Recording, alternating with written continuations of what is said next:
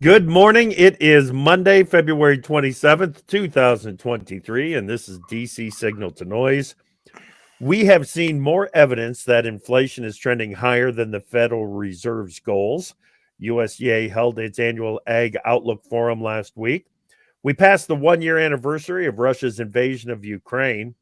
Rumors have now surfaced that China could start supplying Russia with military support, and maybe most importantly, Major League Baseball has reported to spring training. Good morning and welcome to you all. Glad that you're with us. I'm AgriTalk host Chip Flory, and that is Pro Farmer Policy Analyst Jim Wiesemeyer. Good morning, Jim. Good morning. And we could see faster ball games if faces the new rules, Chip. You bet. Pitch clock Yes. for the first time. I've seen a little bit of it already, and some of the guys out there that are just coming up, and they've got their habits that they need to get rid of, or that pitch clock is going to come into play quite a bit. I hope Juan Soto, to be exact. Yes.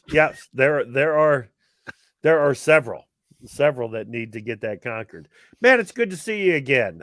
You've been doing quite a bit of traveling. What are you learning? Yeah, well, I'm learning that fertilizer prices are coming down, and apparently by a lot, based on a Bloomberg report, Chip.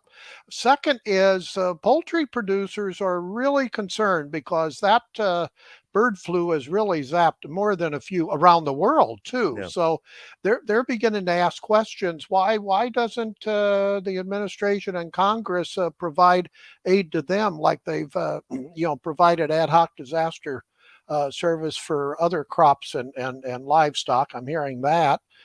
Concern, Chip, about a lot of prime land going into energy areas, solar. I'm telling you, there are thousands of new acres in Missouri when I was there for the pork producers. So that's something I picked up. Yeah, and there's a hope, I think, among some that you can get dual use out of that ground solar panel and do some farming around the solar panels. I don't know if it's possible, what the solar companies allow, but I can't imagine getting back to pasture farrowing sows or something like that. Well, a number of them said, can't you put sheep in there to graze underneath because they are, of course, off the ground. And I've seen different levels, but that's in my list of topics to check on in the weeks ahead. Yeah, interesting. Okay. Back to your avian flu here for just a moment. What is the latest on the girl in Cambodia? Yeah, NBC News reported the World Health Organization is investigating the death of an 11-year-old in Cambodia of the potential from the avian influenza virus, and it infected her father too, perhaps infected her father. Now, if that's confirmed, that's a big development, Chip. Big. Yeah, it certainly is, and it suggests that there would be widespread vaccination of the poultry flock. I'm not talking about vaccination of humans here, but vaccination of the poultry flock, correct? Absolutely. And I'm going to do an email. You remember Bill Northey when he was when he was in Iowa before he came to USDA, he became a crisis manager deluxe on this issue. I'm going to be quizzing him, Chip, and maybe you want to have him on AgriTalk to his experiences. Yep, that's a great idea. That was just going through my head. Let's make a note on that, Big Apple, and get Bill back on. Okay. You were out traveling a little bit again last week. The US Ag Outlook Forum was last week. Did you learn anything important there? Well, we let off on page 4 of Pro Farmer. The wow speech was the ag minister who spoke online. And the newness of the wow factor, Chip, the Ukrainian, I should have said Ukrainian. The newness in that is the new type of images that he showed that was not, I guess, public at the time. Now, some USDA people told us these were some of the satellite imagery that they've received as well. But Mhm. you heard some gasp from the audience, so I think it's confirmed to some of the reduced forecast of their planted acres and the potential production, this year out of Ukraine. That will be a supportive element in the marketplace. Yeah. Okay. I didn't see any major surprises in the supply and demand balance sheets that we got No, from USDA. Bean acres might have come in just a touch low. The total combined corn and soybean acres of 178.5 million. Again, a touch low, especially for somebody like me that was starting to lean for the first time, thinking maybe we could get all the way to 180 million. And you know what? When you think about it, is it a big deal? Yes. Is it a market changing deal? Probably not. no, the market needs confirmation of those Yeah. acres. And, we've had some changes over the last few years, right? From Yeah. Oh, USDA's yeah. initial planting intentions survey. So that's why I think the marketplace is very leery of yeah, planted acres. Yeah. And I know in the private industry, working at Sparks and then in pharma and whatever they're called now, they had a hard time. They will never admit it, but they had a hard time on getting to the core of Yeah. planted acres. That's where USDA is king on that one. Okay. Let's go to a couple of things that happened over the weekend here. I got to start with this one. The winter weather in California. Uh, Heavy snow in some areas, rain in the HRW belt. Yeah, Jim, I think there's a widespread expectation that the pattern is going to change this spring, and I think we're seeing evidence that it is changing or has changed. absolutely. In December when I was in Newton, Kansas, I think for the 11th year in a row, their weather forecasters were signaling a wetter season Yeah. for HRW country, and it looks like you said, that may be the case. For the first time ever, at least I saw a lot of snow under the Hollywood sign in Yeah. California, and they're building snowmen. Just Yeah. unusual. Now I'll be going out to Oklahoma, Kathy Fowler's crop insurance group. I can't wait. And I'll be on the program with Bart Fisher, farmer, Oh, top economist, House Ag Committee, not Texas A&M. So I'm going to get a size up of Oklahoma weather. And I was worried about the forecast, but Oklahoma City, Denver, that I'm going through, and even Chicago, which I try to avoid at all cost, it looks like pretty open weather this year. yeah. This week. This week. Okay. Um, This one's a little touchy. The energy department, and I don't know why we're talking about the energy department and what they're discovering out of China, but they've basically concluded that the coronavirus was leaked from the lab. Yeah, that's interesting. They changed their attitude, on this one, opinion. And that's what I personally think most Americans believe, Chip, that it was an Oh yeah, accident in a Chinese lab, and China just didn't want to admit it. And we're starting to see the initial confirmation of that, yeah, although they're not cocky about it, is how I'd say it. The Wall Street Journal has an editorial on this saying even now some of the health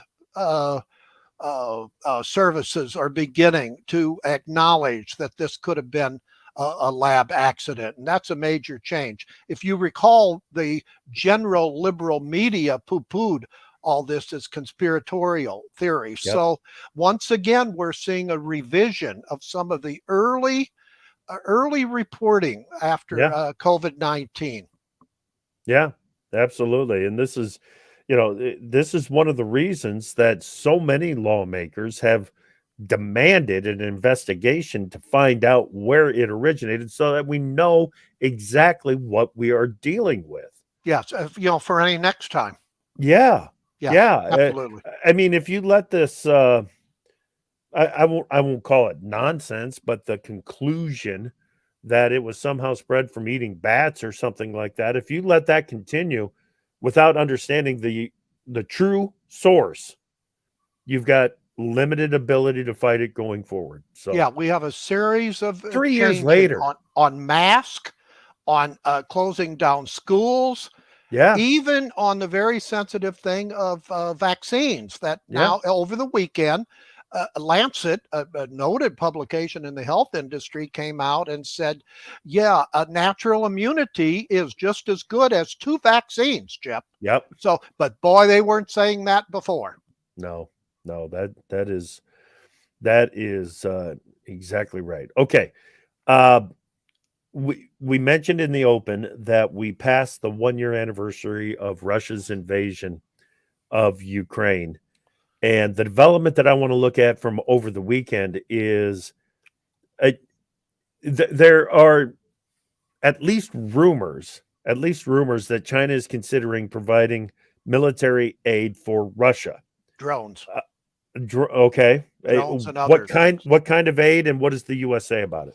Well, I'll tell you, this is why some listeners I know have a question of why we spend time on this topic. But if the U.S. ever confirms that China is overtly helping Russia, you're going to see major sanctions, even more sanctions, and Yep. major flare-ups in the U.S.-China policy, and that's why we cover this. Now, China's starting to maneuver, Chip, I've seen in the Chinese press, of saying they have no control over third party selling of their drones. And I think that they're beginning to put caveats on what could be help to Ukraine. Okay. Yeah, this is something that we're going to have to watch very Oh, closely because absolutely. of the potential action that the U.S. may be forced into if the aid does flow that way. All right, let's Yes. take a look at the week ahead. Number one on the list: lawmakers are back in full session this week, Jim. And I would think that the debt limit would be very close to the top of the priority for both the House and the Senate. Well, it should be, and it is behind the scenes talks. You've got the White House saying their next budget is going to come out March the 9th. And why do I bring up Okay. the budget? Maybe they'll say something relative to the debt relief talks, either debt increase, not relief, debt increase or debt suspension. Because frankly, the Biden, our president, has not spoken with House Speaker Kevin McCarthy since their last visit together several weeks ago, Chip. So that's important. Now we have until various estimates, June, July, as far as hitting the critical date. So yes, absolutely, that's one. Other ones is that we have an ethanol conference, national ethanol Yeah. conference, going on Tuesday through Thursday, and we know the issues. But late Friday, it was revealed that the Office of Management and Budget finally signed off on EPA's proposed rule for year-round Yeah. E15. So I think we could get an announcement yet this week. And of course, Farm Bill hearings, the House Ag Committee Yeah. has uncertainty, inflation, and regulation challenges for American agriculture. Then I think we have Senate Ag Committee on Wednesday is going to review the Farm Bill conservation and forestry program. So we have a lot going on this Oh week yeah, on yeah, Capitol Hill. yeah, absolutely. I want to get into a little bit more detail Sure. on some of these things. Um, the CEO of Growth Energy, Emily Score, was on AgriTalk on Friday morning with us. She remains optimistic that E15 year-round availability of E15 is going to happen. She would also like to see a legislative fix on the Reed vapor pressure waiver to update or update. I'm not exactly sure how to put it, but to make it so that E15 doesn't need the Reed vapor pressure waiver. Yeah, based on much improved and new information since they Yeah. made their initial declaration, Chip. Yeah, and then I asked her what confidence does she have in Congress, because frankly, anything controversial, and this is Yeah. controversial, uh, within parties, within the Democrat and Well, and Republican parties. So yep. I have my doubts that Congress is going to codify any changes. Okay. All right. You there have been some House and Senate listening sessions, hearings on the Farm Bill. Is anything new taking shape in the Farm Bill conversations? Well, there's a couple things. The most important issue in the Farm Bill, as we wrote on Pro Farmer today, is whether or not the House and Senate Ag Committee leadership can convince the powers that be in Congress and in the White House to increase the Farm Bill baseline, Chip, Yeah. because you're going to need it, sorry, in order to improve Title One. Yeah. That's And one. And the second one is you have to get away from the myopic focus on whether or not we're going to get a bill this year. Settle the budget issue, funding issue first, and then that'll be a better barometer. okay. I agree with that, but don't they, if they are going to construct a better safety net, don't we know how much money is going to be available?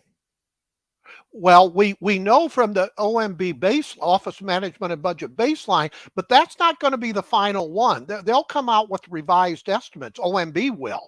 So I Okay. think they'll include in this one the around $20 billion that remember that by law that helped fund the conservation programs. I think Yeah. 18 billion conservation spending and I think 2 billion in technical assistance.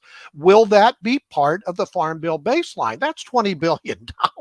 Even in Washington, that's a lot of money. But here's the other issue, Chip. You take whatever the amount, $80 billion or whatever over the last few years, we've spent on ad hoc disaster programs. Yeah. That is not in the baseline now. So if you're going to try to get most of that back into Title One as a possibility for funding, you have to have a sign off on that by the various people in Congress, and so Mm-hmm. that it's a critical issue. You know, Oh, yeah. it's just like if you have a good player you want to sign up in sports. If the money is not there, you're not going to sign them. Right. Right. Yeah. And the way things stand, and I think this is generally known, but the way things stand with the Title One and the safety net, the ARC, the it's just not VLC, providing much protection for 2023. It will improve yes. as we get into 2024 because it is an Olympic average and it will start to take into account some much higher uh, revenue years than what are in place for 2023. But there's not a lot of protection in those safety net for 2023. It's anemic, and Yeah. I don't care. I don't ever like to see uh, ag committee leaders put a report card on a farm bill that they were significantly parts of. I'm Yeah. sorry, that's like if you're in school and you grade your own tests. Sorry, that doesn't work out. I Yeah. think outside observers have to grade it, and sorry, Title One is anemic, so let's improve it. Yeah. Okay. Okay.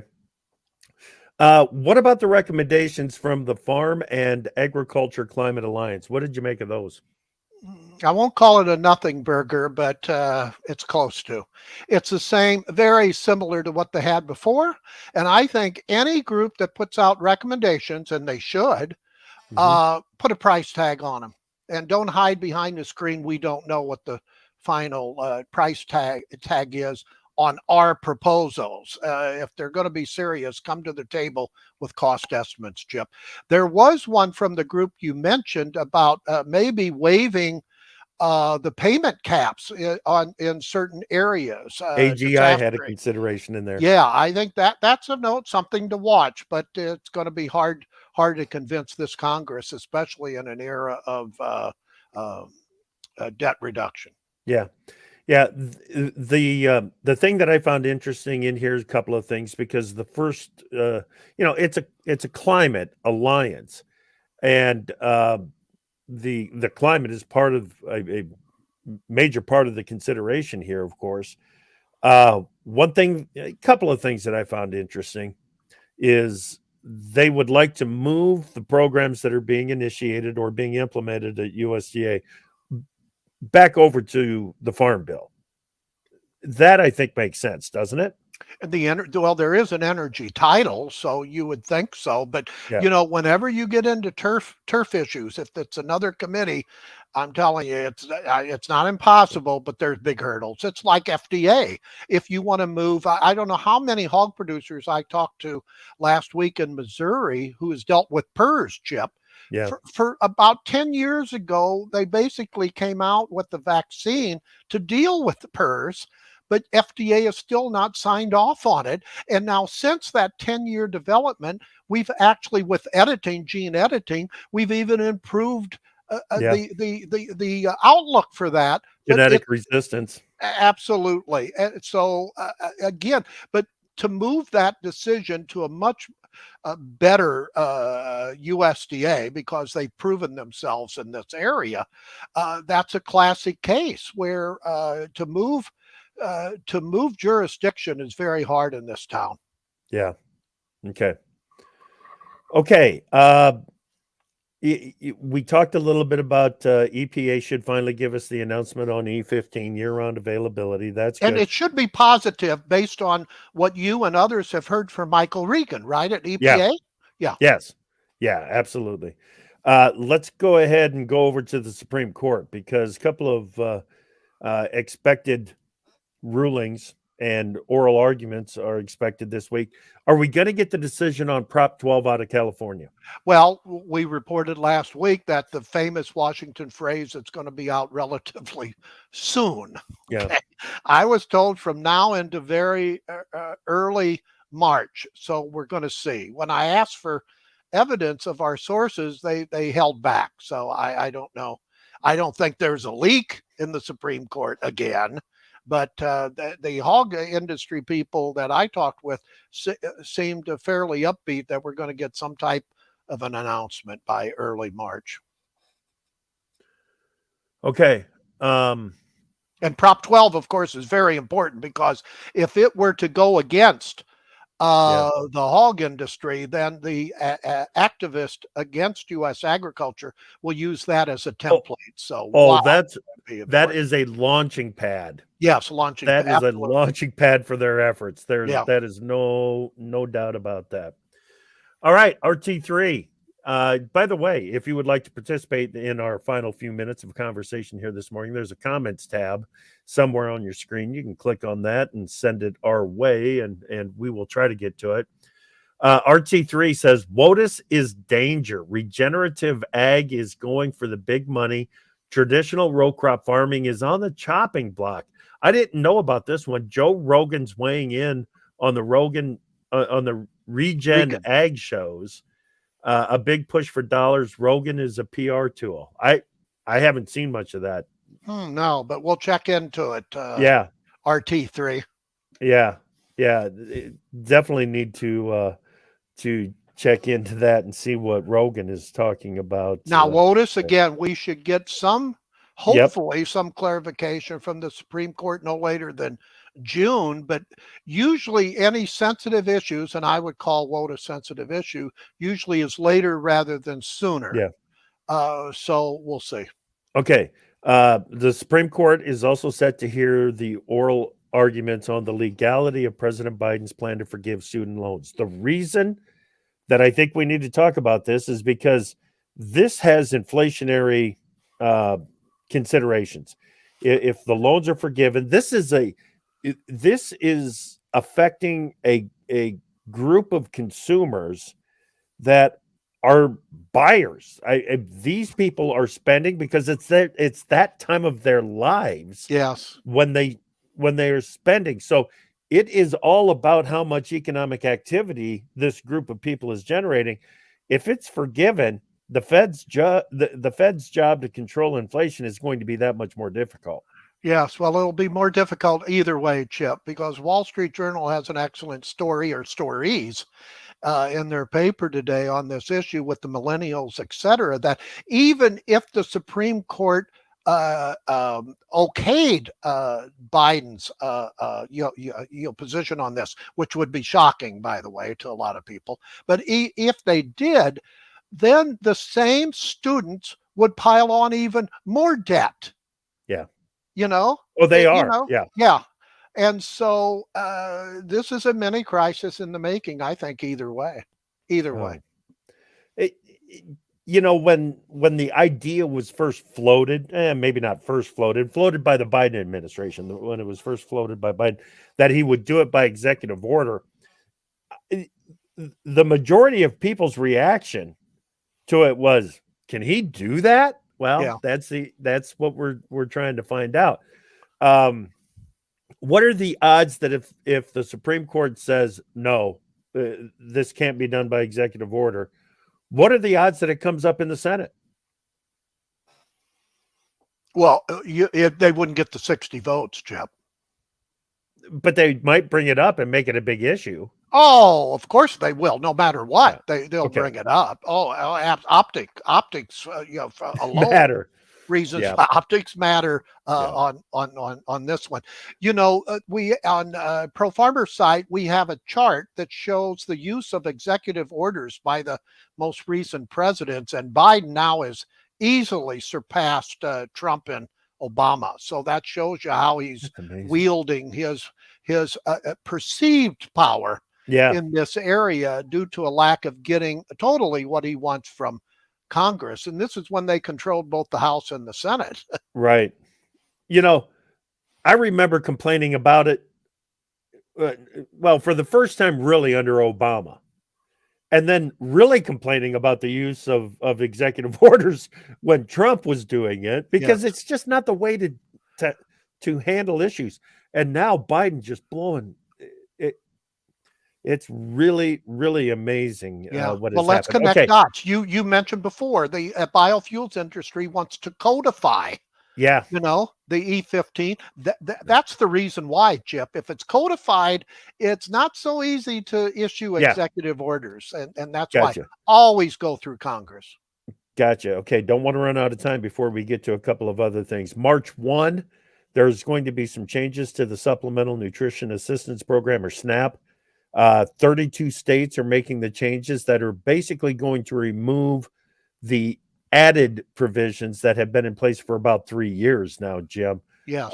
Some families could see benefits cut by up to $250 a month. This is significant. Yes, and some states have already took off that. They accelerated the March 1 timeline. Yep. Other states like New Jersey have offered additional funding by themselves. In fact, offering the food stamp recipients in New Jersey more than what they were getting before, Chip. Yeah. So this is a mixed affair. So we've covered this issue pretty hard this weekend and today on Pro Farmer. All right. Okay. That conversation is going to continue over there because we've got just a little bit of time, and I want to get your reaction on this. What did you make of the trip of President Biden over to Ukraine? It was impressive, I thought. I mean, that's whenever a president visits a war zone, that's key. Yeah. That's, I would say. What does it mean for us? Commitment by at least Biden. And now there's growing, again, when I give a lot of speeches, Chip, as you well know, I'm getting the questions now, how much more money should American taxpayers be sending Ukraine? Former President Trump is out there questioning how much more we should send. So, and Condoleezza Rice is warning some of the candidates, saying, now listen, be careful what you say right now, because going forward, the American people will try to hold you to it. Yes, I think at minimum, Chip, Congress needs to get an accountability of the billions and billions of dollars we've already provided, and we'll see if they're given that. Excellent. All right, Jim. Hey, buddy, have safe travels this week, okay? Okay, we'll see you, Oklahoma people. Yep. Today on Agri Talk, we've got Machinery Pete and the new CEO of NCGA, Neil Caskey. this afternoon. Craig Turner from the StoneX Group will be my guest. Have a great week, everybody. Keep watching for those signals.